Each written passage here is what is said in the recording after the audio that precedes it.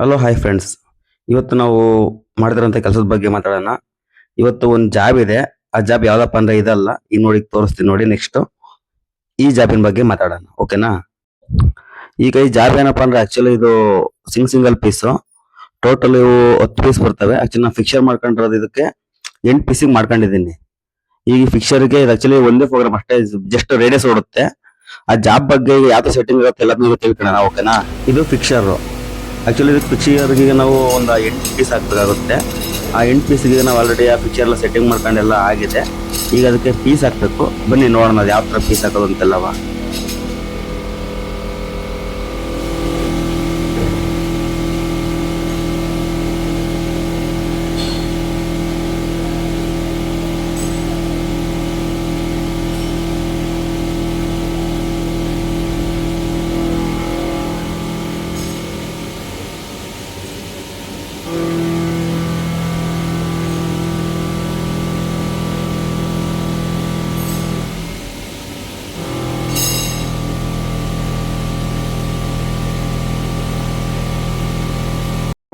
ಈಗ ಪೀಸ್ ಎಲ್ಲ ನಾವು ಜೋಡಿಸಾದ್ಮೇಲೆ ಅದ್ರ ಮೇಲೆ ನಾವೀಗ ಅಂದ್ರೆ ಪೀಸು ಬರಲ್ಲ, ಅದಕ್ಕೋಸ್ಕರ ನಾವು ಮೇಲಕ್ಕೆ ಅದಕ್ಕೆ ಕ್ಲಾಂಪ್ ಹಾಕ್ತಿವಿ.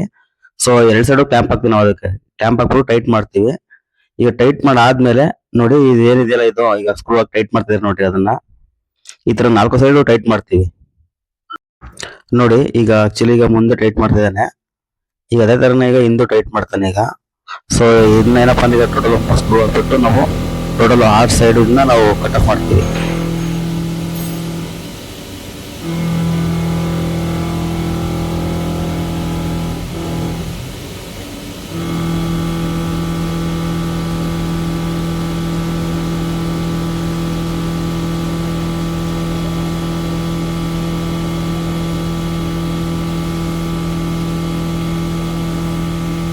ಸೊ ಇವೇ ಪೀಸು ನೋಡಿ, ಸಿಂಗಲ್ ಆಗಿದಾವಲ್ಲ, ಇವನ್ನೇ ಪೀಸು ಟೋಟಲ್ ನಾವು ಈಗ ಮಾಡ್ತಿರೋದು.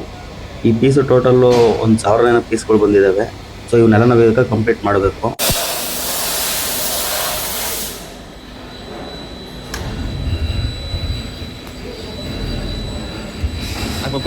ನೋಡ